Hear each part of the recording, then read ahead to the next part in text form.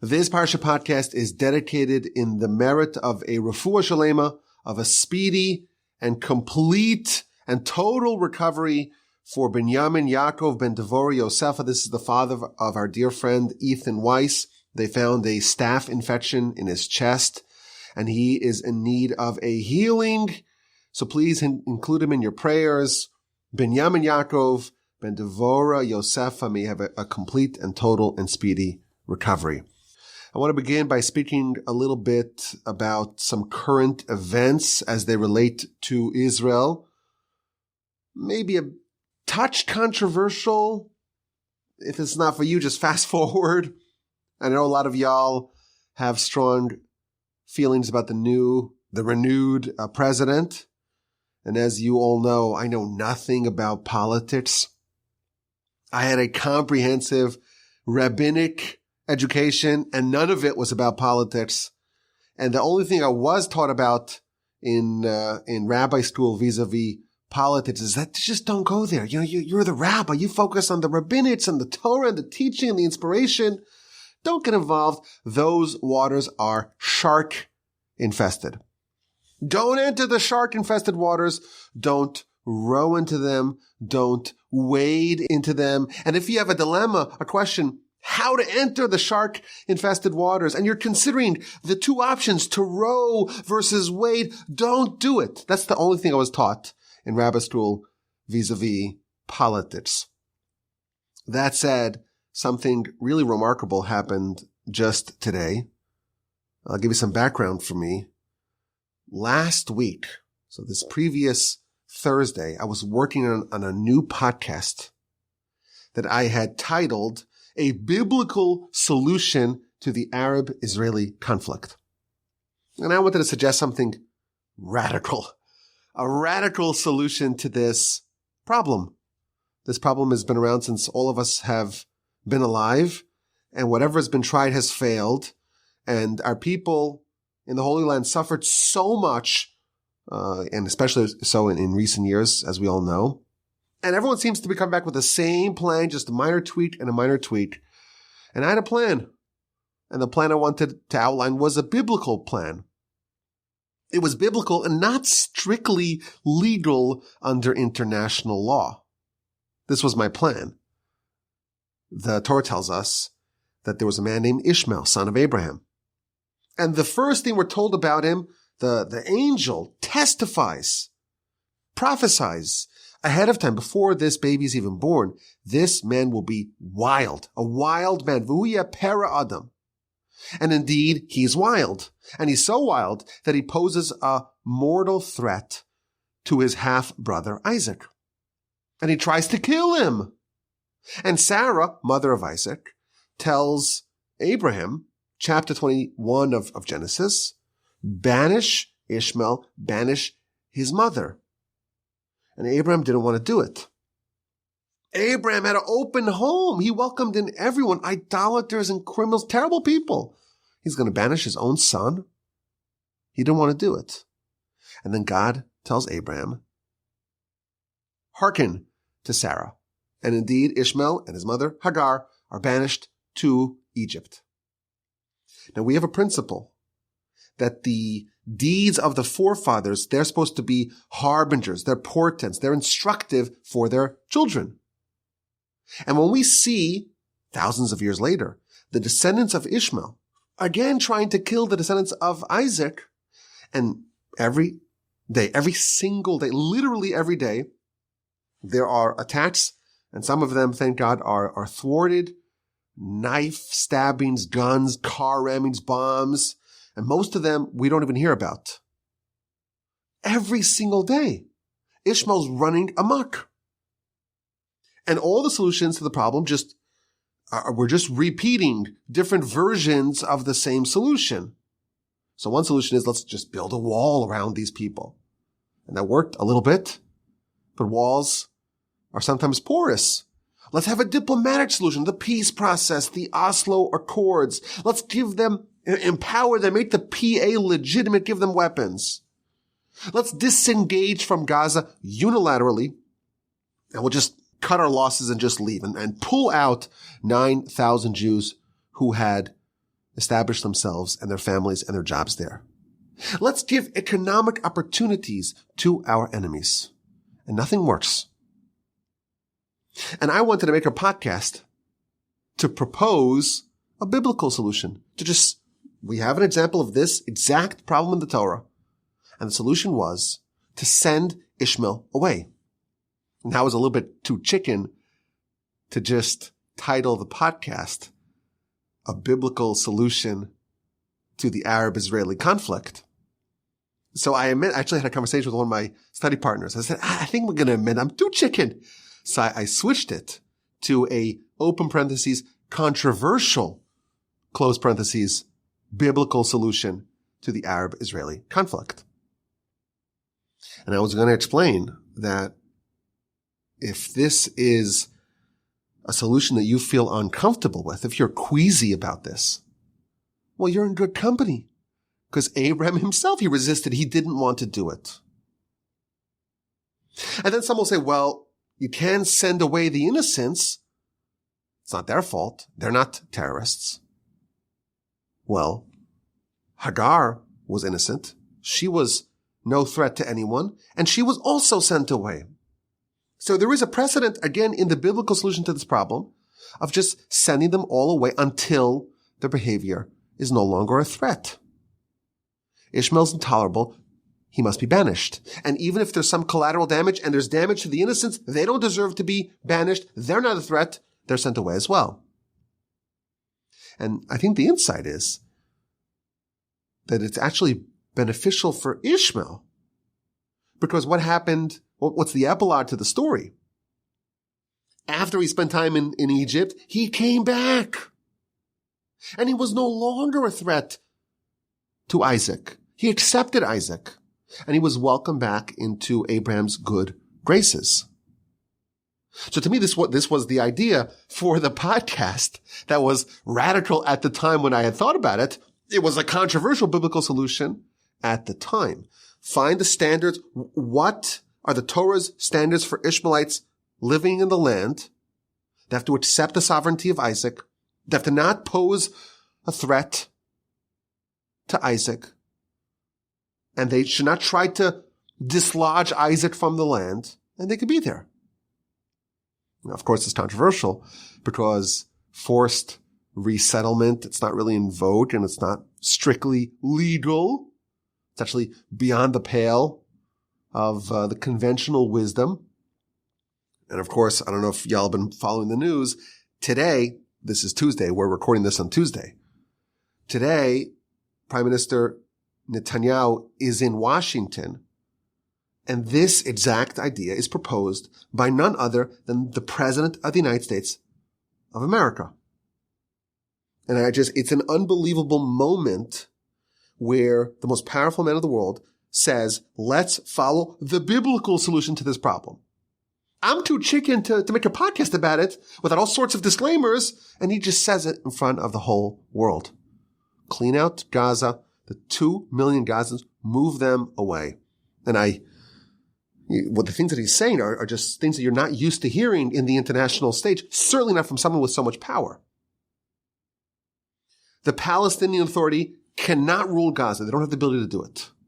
We have to take these people and move them away to a different place. And again, without equivocation, there's no room for a nuclear Iran. And Gaza must be cleaned out, and the Americans are accepting responsibility. We'll clean it out. Oh, and there will be a peace solution in the broader Middle East with Saudi, even without a Palestinian state. And I follow one of the Israeli journalists, and what he's saying, he says, there's never been an American president in history saying such things. And then he added, listen to this line from an Israeli journalist, if this person was Israeli, they would be arrested for inciting violence, inciting solutions. There will be investigation already in place. This is more radical than the most radical Israeli. Now, I know a lot of y'all have strong feelings about the new president, but Prime Minister Netanyahu today said there's never been a better friend in the White House than President Trump. And it's very, very hard to argue that point on the merits. And you think about just the developments of the last couple of weeks, the hostage exchange. You think about these poor people are in tunnels in Gaza for hundreds and hundreds of days, away from the families, between life and death. And, people are torn. Is it a good deal? Is it a bad deal? Obviously, everyone's very joyous for a brother or a sister that we get back.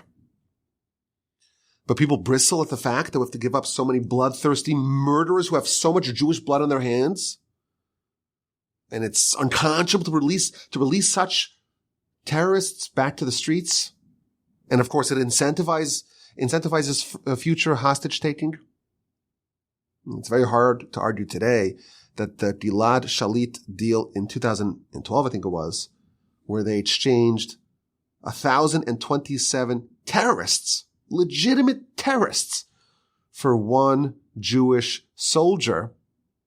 And by the way, those terrorists already had a body count of more than 500 victims. And one of them was the accursed Yehia Sinwar, the mastermind of October 7th. It's very hard to argue that was a good deal. But nevertheless, there's progress. And we've gotten back, a dozen or so of our brothers and sisters.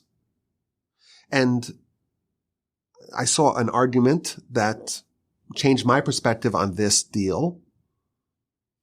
I saw an argument that argued that, one of the hostages had said, there aren't 15,000 Hamas members in Gaza. The whole place is Hamas. The whole place.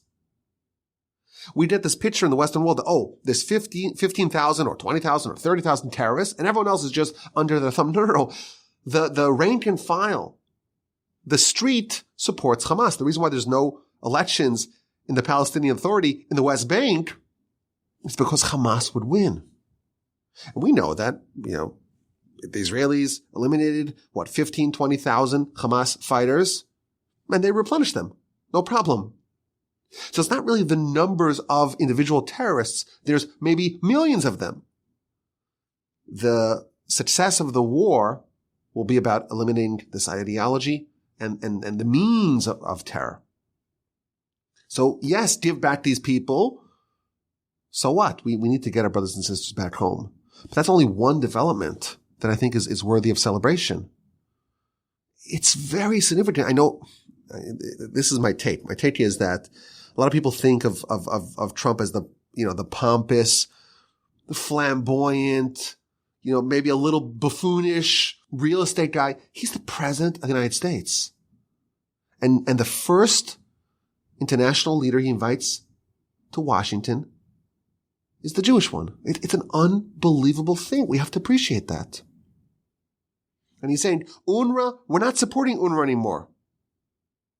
These are things that a lot of people will be scared to do. And all the munitions that were held up and the bunker buster bombs and all the different armaments that the previous administration had held up, he releases it.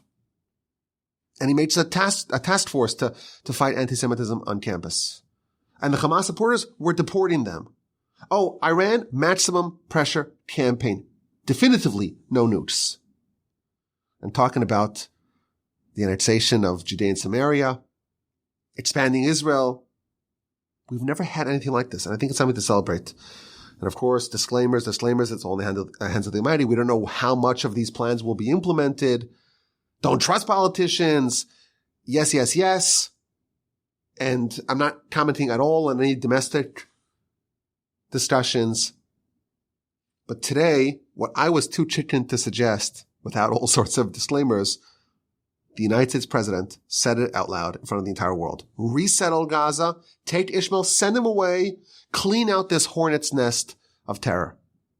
And I know I don't talk about politics. I don't profess to be an expert, and my training did not involve these matters. And I understand many of y'all may have voted for the other candidate and may have legitimate concerns about the incoming administration. But to hear an American president advocating for a biblical solution that's radical to a serious problem, a solution that matches the Torah's prescription, it's very noteworthy. And we hope, all of us hope, regardless of political preferences, we hope that peace will come finally to the Holy Land and to the world, and hopefully very soon.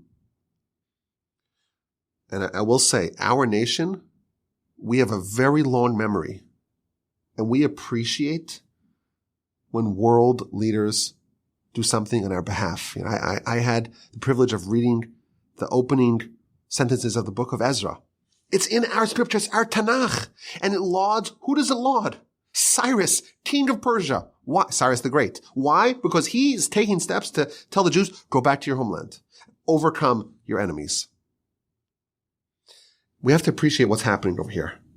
With all the nonsense and all the drama and all the news that's happening, the most powerful person in the world, I didn't believe that he would do these things going back, 10 years, 8 years ago. Recognizes the Golan Heights, recognizes Jerusalem, spearheads the first peace deal in the Middle East in 30 somewhat years. We're grateful. We're grateful for him for supporting Israel in these very significant ways. We appreciate all presidents and foreign leaders who stick their neck out for the Jews. Listen, I said at the time, Biden came to Israel after October 7th, and he moved American assets to the region, and he said his famous don't. That will forever redound to his merit. Nitzan. Everyone hates Nitzan. I don't hate Nitzan. I love Nitzan. Do you know why?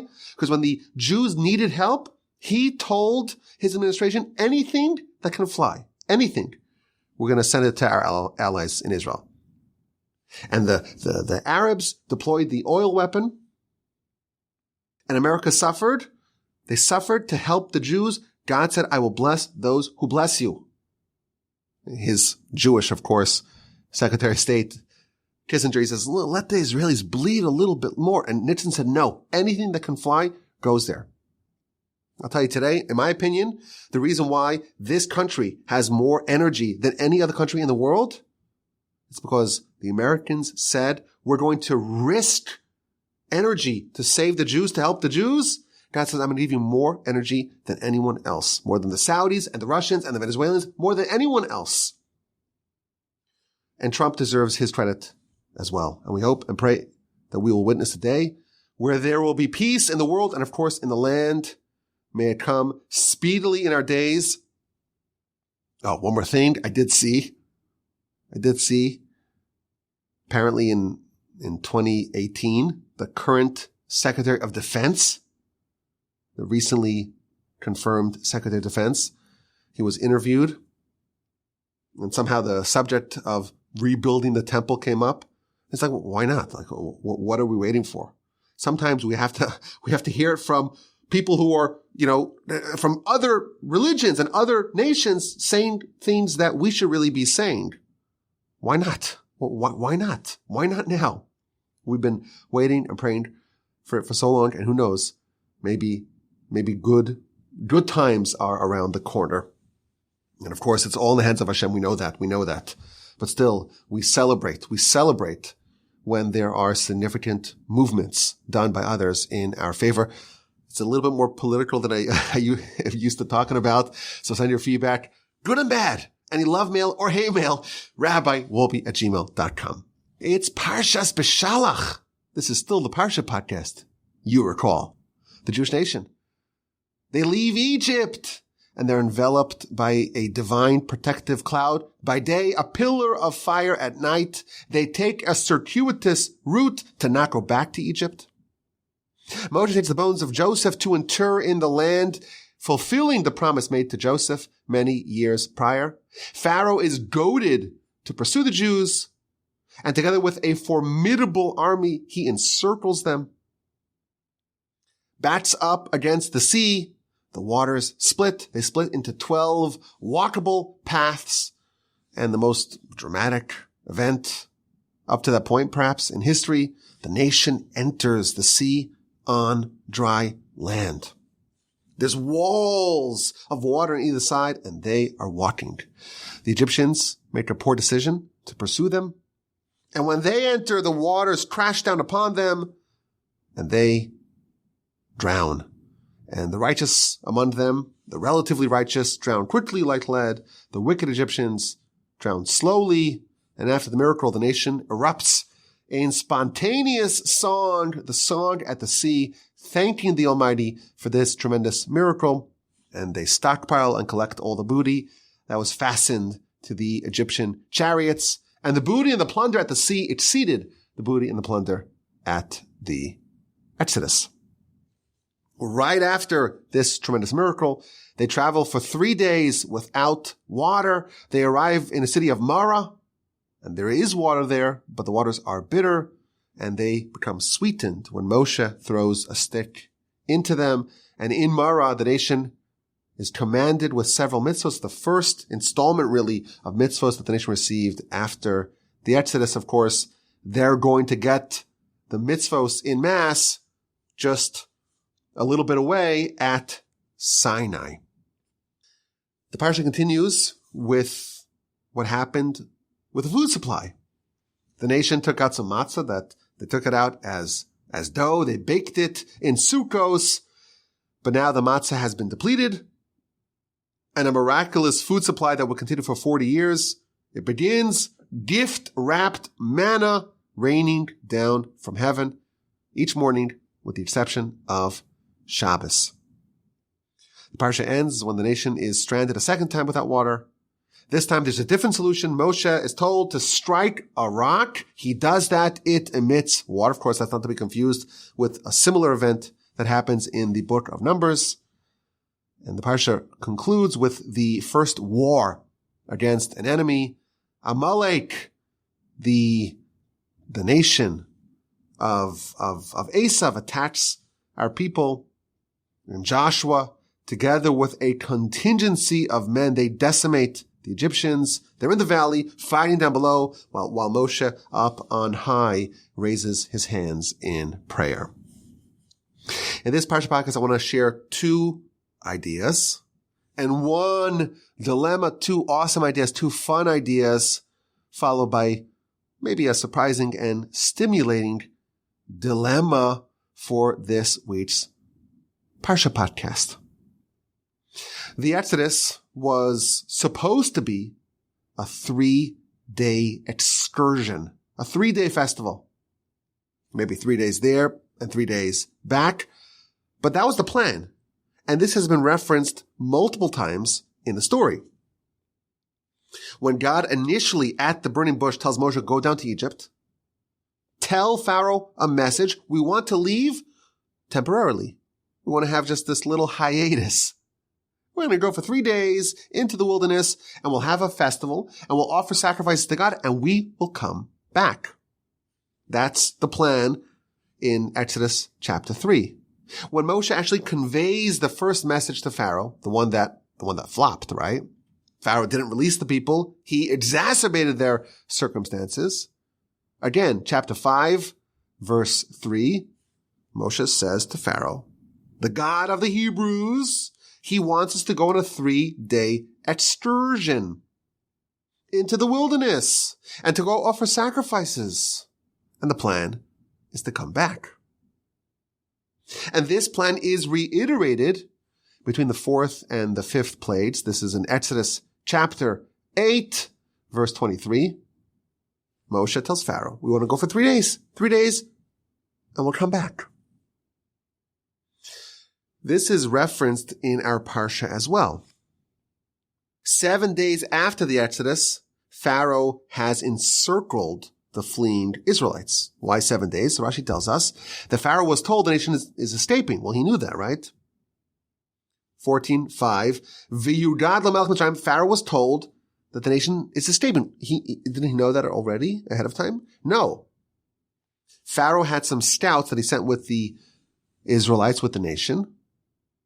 And after 3 days, well, the plan is, okay, you're done now. You're 3 days out. Do your festive excursion. Have this oasis, this festival in the wilderness, and come back. But the nation is marching forward. So they rush back to Pharaoh. It was a ruse.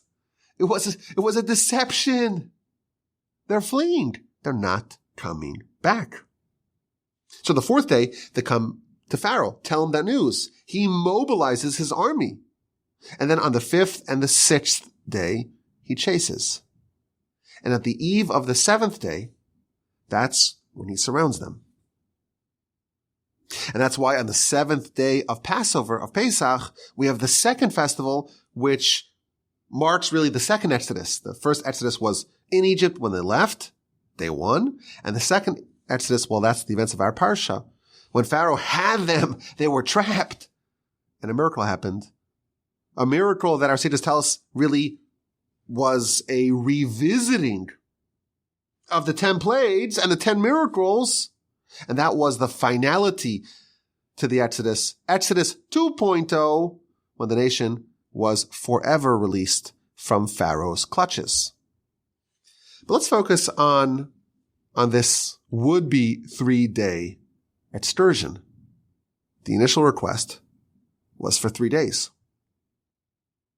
What would have happened had Pharaoh said, you know what, that's a reasonable request. Take a 3-day break, hiatus, a little lapse in your servitude. Go do what you need to do. Come back. I accept. One of the favorite Parsha Podcast questions is those counterfactuals. What would have happened had Pharaoh said yes? Well, this is revisited multiple times. In 3 different verses, we're told this is a 3-day request. Why is Moshe telling Pharaoh it's a 3-day request? And in reality, they just leave and don't come back. So I saw the Midrash. The Midrash says, well, this was always a ruse. The plan was never to come back. The plan was always to just 3 days and then just keep on marching, never to return.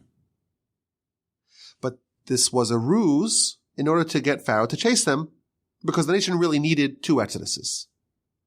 It had to be that they left Egypt and they had the Exodus and then Pharaoh had to chase them. And therefore, they told him ahead of time, it's only 3 days, so that he will actually pursue them, chase them down to have the second showdown. That's what the Midrash says. But I want to talk about 2 different approaches to this question. One of them is very astonishing. It's a very famous piece. And to me, it's a very powerful set of ideas. We, of course, recall that the plan that God told Abraham about, it was a 400-year enslavement in a foreign land. We did the math in last week's Parsha Podcast. I'm sure y'all remember. Some may have some trauma from all that math. They didn't actually spend 400 years in Egypt. They spent only 210 years in Egypt. So what happened to those 190 years that remained? So Rashi tells us, well, the count actually starts from the birth of Isaac. This piece, it's cited by the great Rabbi Yaakov Kamenetsky, who is a relative of ours, a very famous rabbinic figure in America in the 20th century. And actually, my name, Yaakov, I'm named after him. So there's a special affinity that we have here on the Parsha Podcast for Rabbi Kamenetsky. He says something very interesting, very surprising. The nation was supposed to be in Egypt for 400 years. That was the plan. That's what God told Abraham. But they had reached a point where staying in Egypt was no longer feasible. They had reached a point where they were so thoroughly depressed, so thoroughly degraded as a people. There's no way that they would endure another 190 years of this sort of enslavement. They needed like a spiritual boost to recharge their batteries in order to get through the next 190 years. The 3-day plan was not a ruse. They were at the depths of a spiritual decay. And what they needed was a 3-day excursion, a 3-day festival that would invigorate them with the energy needed to withstand another 190 years of suffering. That was the plan. And that's what would have happened had Pharaoh said yes. If Pharaoh just said yes, they would have left for 3 days and come back and finish their term. Finish the 400 years. But of course, Pharaoh chose to rebuff this request. He was unreasonable. He was unwilling to give the nation up even for 3 days. And as a result, the plan changed. The Exodus was going to be permanent. Now, what to do with the prophecy? The prophecy told us that there's going to be 400 years in Egypt. So I think the most interesting part of this idea is that the prophecy was retrofitted to a different timeline. We'll start the clock retroactively. We'll begin it from the birth of Isaac. Now, to me, there's two magnificent ideas here in this piece. I think it's a shocking point. God tells Moshe, go tell Pharaoh, it's a 3-day plan. It's a 3-day festival. And that was legitimate. And it would have served as a pause of servitude and provide a surge of relief for the people, physical relief, spiritual relief. And that would have enabled the people to go back into the grind for another 190 more years in Egypt. It would have been like this amazing vacation. And it makes you wonder, what would they have done for those 3 days? It's a 72-hour respite amidst a 400-year enslavement.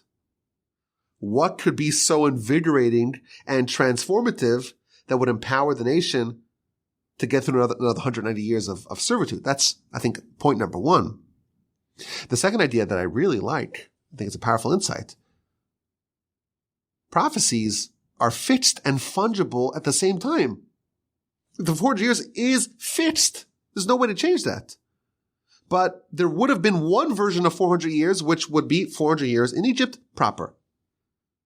Because of decisions made by Pharaoh and others, that same 400 years is still fixed, but it's also malleable. We're going to start the clock with the birth of Isaac. Now, I thought of a few precedents for this idea. So you recall perhaps in Exodus chapter 1, Pharaoh has a plan. Take all the male babies, not even Jewish, all the male babies in Egypt, toss them into the water.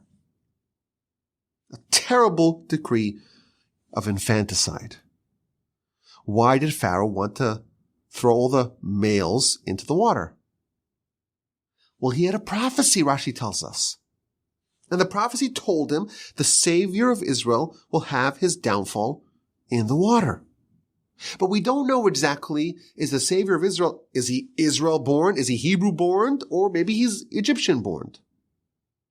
So Pharaoh's solution to that, or the way he implemented that prophecy, is to take all the babies, regardless of their parentage and pedigree, take them all, toss them into the water, and therefore you'll just solve your problem. Nip it in the bud. Now, was this an accurate prophecy or an inaccurate prophecy? It was accurate. The downfall of the Savior of Israel indeed was the result of the water. Not the water that Pharaoh had envisioned, but the May Meriv, the waters of the strife, when Moshe strikes the stone instead of speaking to it, and that condemned Moshe to not enter the land. The prophecy was true. The actual implementation of the prophecy, that's what Pharaoh got wrong. Now, there's a similar example to this. When Pharaoh has the dialogue with Moshe and Aaron, he says, don't go. Why do you insist on going? See, you should witness, ra'ah, that this force of evil is opposite you. It's a bad idea to go and leave Egypt. And Rashi says that this is a form of a prophecy. Pharaoh had this prophetic, clairvoyant vision that there's this force called evil. It's a force of blood and bloodshed. And that is what you will encounter once you leave Egypt. It's smarter for you. It's safe for you to stay here. Now, they left and they survived, right? Our sages tell us that in the wilderness, there was a national circumcision. And circumcision involves some blood, I've been told. I've never witnessed one myself. When I had the great privilege of serving as a sandik for my own son's bris, I was like this, turning away. Don't really enjoy the sight of blood. I have some kids that want to watch everything just to see the splurting blood. And others are like me. Everyone's different, right? There was a fulfillment of this prophecy. There was blood in the wilderness. It just wasn't the blood that Pharaoh had interpreted the prophecy to be, it was a different blood, a good blood, a productive blood, the blood of the circumcision.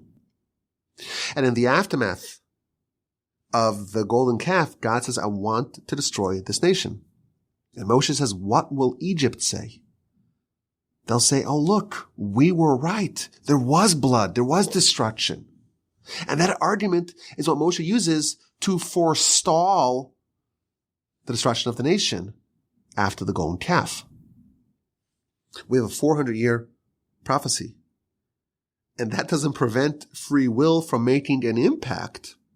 Thanks to the choices of Pharaoh, the servitude was shortened, and still the prophecy was true. It was just altered. The manifestation of it was altered. In our Torah 101 podcast series, we learned about Messiah, and this idea was featured, that there's different types of Messiah. Messiah is a fixed reality. It will definitely happen. The prophecies will definitely come true. But we still have latitude to determine how those prophecies are manifested. 400 years will happen. It would have happened had Pharaoh allowed a 3-day respite. He chose otherwise. It still happened, just in a different way. The prophecy was true, and the free will still existed. I want to suggest perhaps a different idea for how to understand this would-be 3-day journey, or this proposed 3-day journey. I want to say that maybe it was a ruse, but it wasn't a ruse per se for Pharaoh and the Egyptians.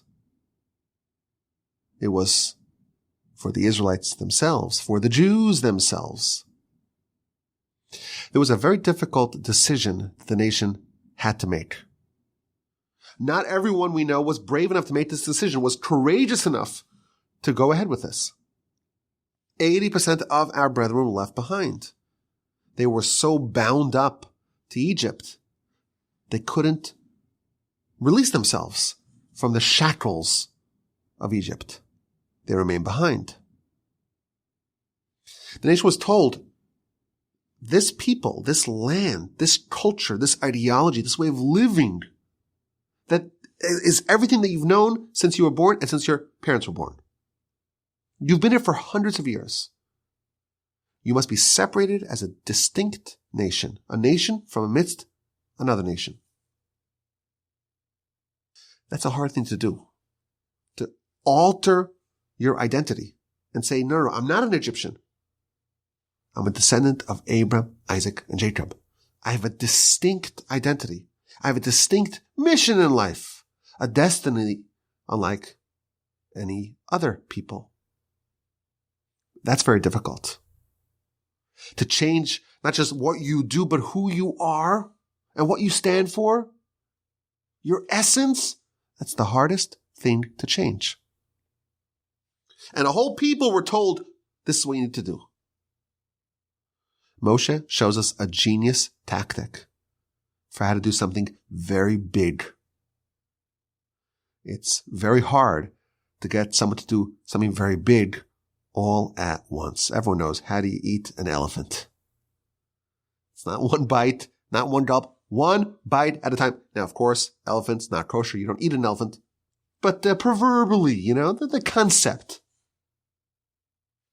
You have to take enormous projects and do a small bit at a time.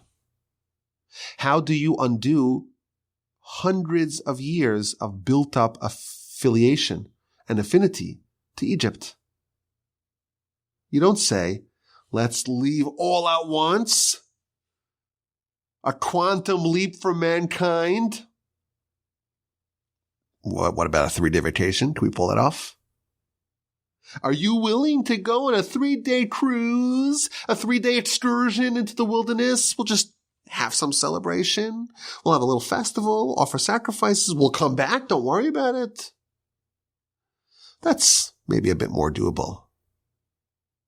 And once you have a little bit of progress, a tiny little chink in the armor, a tiny little chisel into a thick 100-foot wide wall of reinforced concrete, you've made some progress. And once you start, you could progress. You think about people who never had the privilege of observing Shabbos. I always tell people, like, I was never tempted with violence Shabbos. Zero temptation. That's where I grew up. I'm indoctrinated since I was a kid. Only ate kosher. And every time I pass the Whataburger here, it smells really great. I can see why people are so obsessed with it. But I have zero temptation. It's not within the wheelhouse, the realm of feasible activity for me. You start keeping Shabbos? You start observing kosher? That's leaving Egypt. To do that all at once? Well, Moshe would say, well, what about 3 days? Do we try for 3 days? Could you wear your tefillin and pray to Hashem for 3 days? Could you try doing something for a little bit at a time? Could you keep Shabbos for 1 hour? Is that possible? A little nibble here, a little nibble there. That's how you leave Egypt.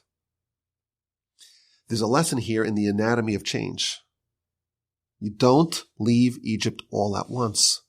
You leave for 3 days, and once you're out for 3 days, well, you've done this far. Could we try another day? Could we try another 3 days? And before you know it, you have radical, complete, total transformation. I think this is a powerful insight. It's a well-known concept, but sometimes we either take small goals or take enormous bites at large goals. And the sweet spot is to take an enormous goal and small little bites. Small little bites, 3 days over here, 3 days over there, and before you know it, you're in the land flowing with milk and honey. That's the first idea I wanted to share from the Parsha. The second idea, very clever, a little bit different, very Hasidic, one that I really enjoy.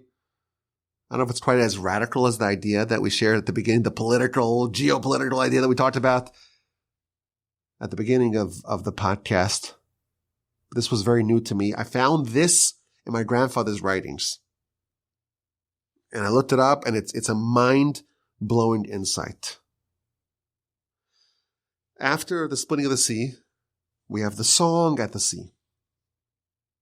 But we first have a description of the state of the people before they began to sing. The verse tells us, this is 14:31, and Israel saw the great hand that God did to Egypt, and they feared, the nation feared God, Vaya'aminu b'Hashem, and they believed in Hashem, uveMoshe avdo, and in Moshe, his servant. So there's a belief here. There's a transformation of belief. They had maybe some degree of belief prior, but now they have belief in God and belief in Moshe, his servant. So the great Rabbi Tzadok, one of the giants of the Hasidic movement, he has a very clever way to interpret this verse. They believed in God and they believed in Moshe, Moshe's servant. He shares first a principle. Every one of those 600,000 Jews has a little overlap with Moshe. There's a little bit of Moshe within every one of those individuals. And the way he explains this is, well, Moshe, we're told, Moshe is like an amalgam of 600,000 of his brethren. And there's many sources to this effect. Moshe equals the whole nation, which means that Moshe, within himself, he incorporated the qualities and the strengths and the attributes and the soul of the entirety of the nation. So Moshe equals 600,000. Well, what does that mean for every one of those individuals? Every one of those 600,000 souls has 1/600,000th of Moshe. So Moshe is like a microcosm of the whole nation. And the nation, well, that's a macrocosm of Moshe. They're just two of the same thing on different scales. And then he demonstrates how the state of the nation always mirrored the state of Moshe. And the state of Moshe always mirrored the state of the nation. He gives a whole bunch of examples of that. For example, he says, the nation does the golden calf. What does Moshe do? Again, this maybe is its own subject of inquiry. What does Moshe do when the nation does the golden calf? He takes the tablets and he shatters them to smithereens. It's like taking a Torah scroll and throwing it on the ground. How could you possibly do that? The sin, so to speak, of the golden calf was mirrored by Moshe on some level. Now again, of course, we understand that Moshe did something appropriate and there was a rationale for it and so on. But there's a certain symmetry between the unconscionable behavior of the nation and what Moshe is doing. And he goes through sin by sin the people did and how Moshe is also acting in a way that resembles the people. Why? Moshe is the nation. The nation is Moshe. Before this, the song at the sea, right after the splitting of the sea, there's a change. The nation believes in God, and they believe in Moshe, his servant. So what Rabbi Tzadok suggests is that this means they believed in the part of themselves that was mosaic, that was like Moshe. There's a part of Moshe, there's a part of this incredible power that Moshe represents within every one of these 600,000 souls. And there was a recognition, a belief in God and in themselves and in their ability to effectuate tremendous world-changing change. And he spells this out. What does it mean to believe in the Moshe that's within you? A lot of people think, I'm like an advanced animal.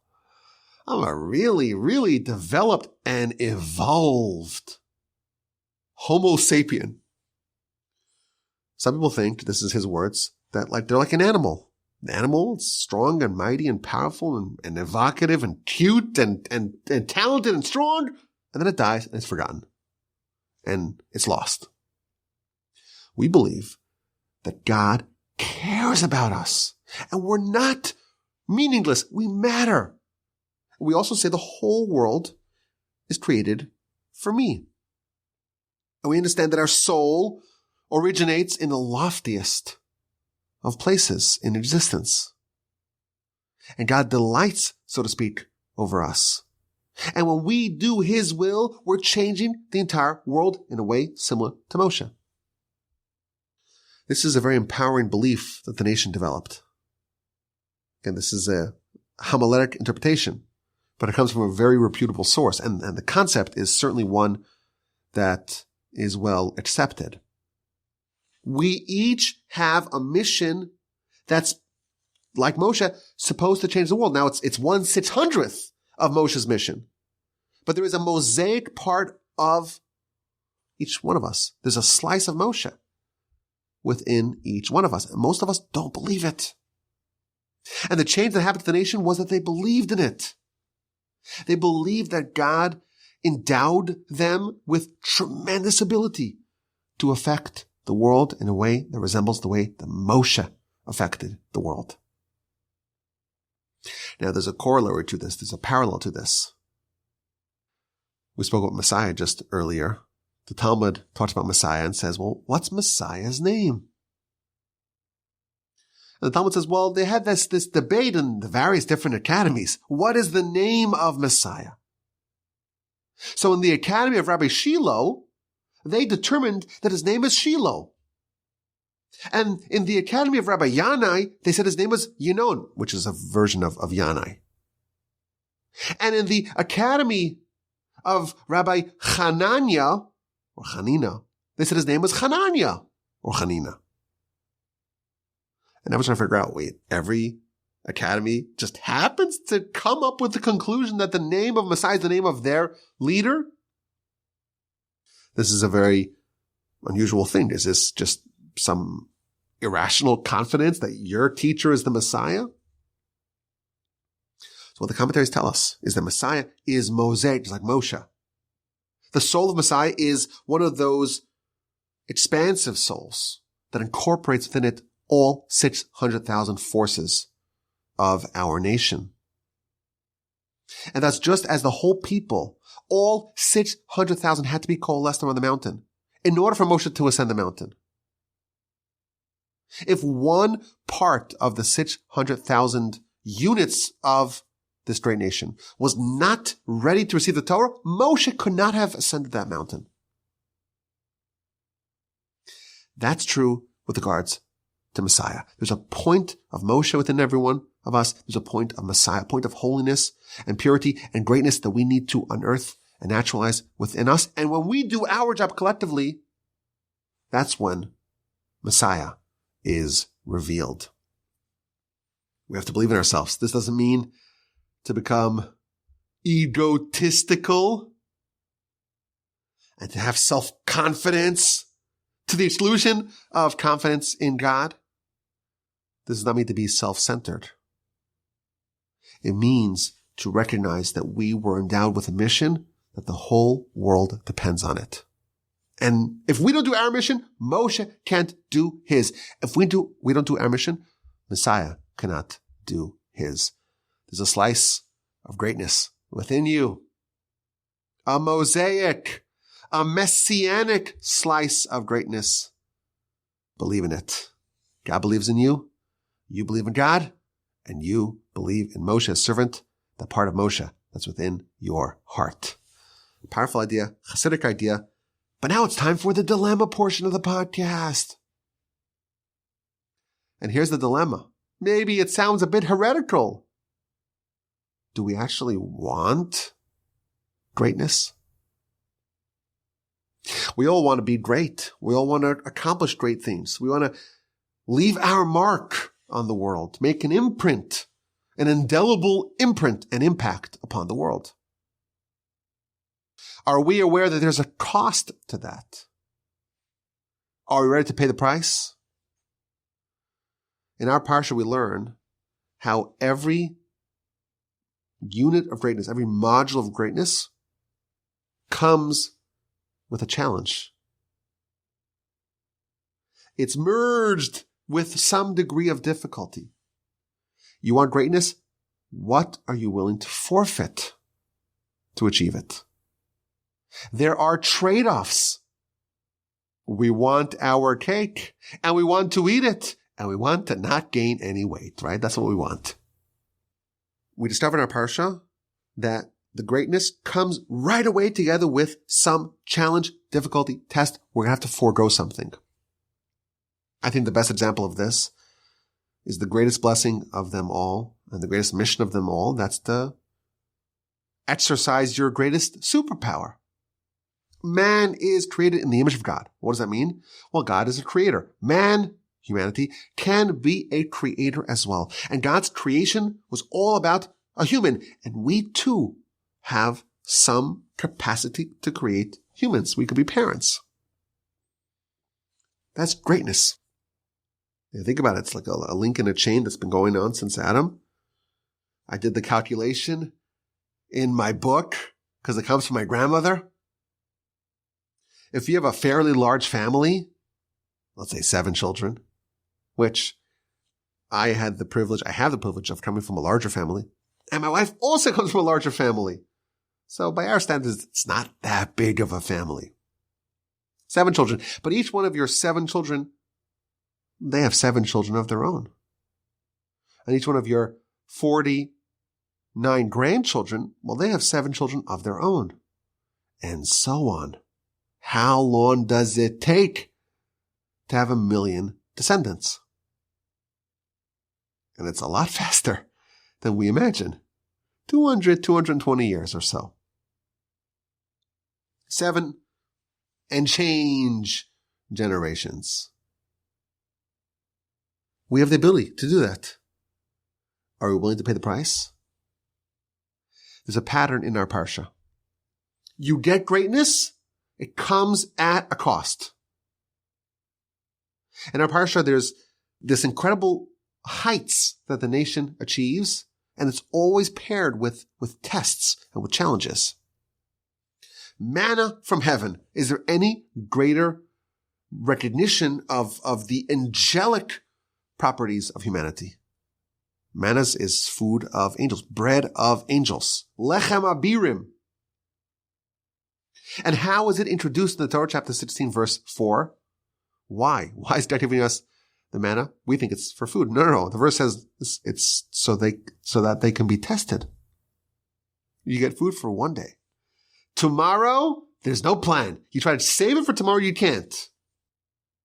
You are in the desert and there's nothing. It's barren. The plan is reliance on God. It's greatness that comes at a cost. You have to forfeit your security, your so-called security, and realize that you've only got to rely upon. Your cupboards are empty. Your credit cards are maxed out. There's no food in 100 miles in any direction, and your kids will be hungry tomorrow. And the greatness is to rely on God. But you're forfeiting a whole different system of living. We want security. We want certainty. We want stability. And the manna says, well, that's exactly what you have to give up in order to achieve that close relationship with the Almighty.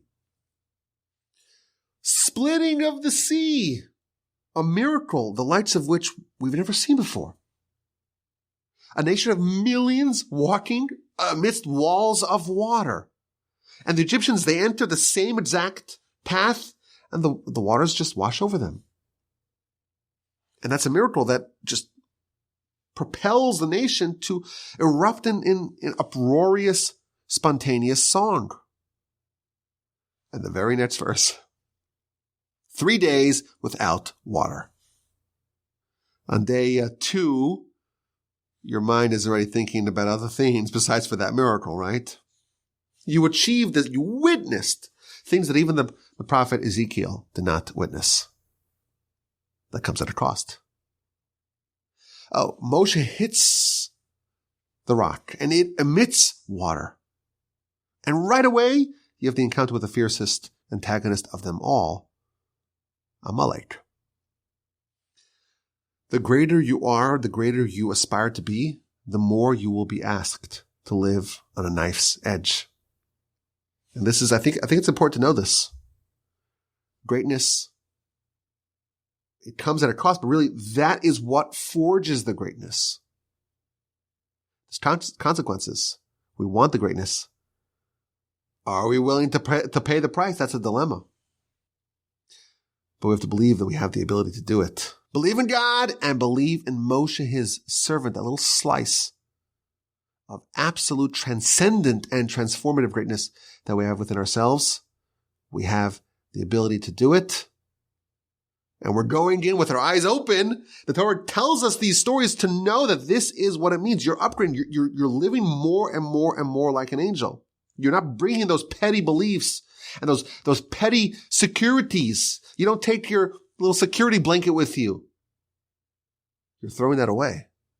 And you're going to be enveloped by God.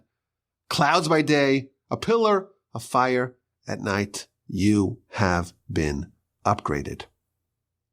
I appreciate your time and your attention.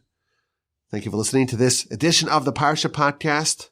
We're doing it live now on torchzoom.com, Tuesdays at 8 p.m. Central. Of course, if you're listening to this in the podcast, it's already Thursday-ish. I'd like to release it early Thursday morning or late Wednesday night. But now it's Tuesday night in Houston, Texas. I'm in the Torch Center in Houston, Texas, in the vaunted studios here in Houston. Tuesday night, I'm going to finish the podcast, edit it, make sure it sounds great. Scheduled to release tomorrow night. Thanks for listening. Have a fantastic and splendid rest of your day.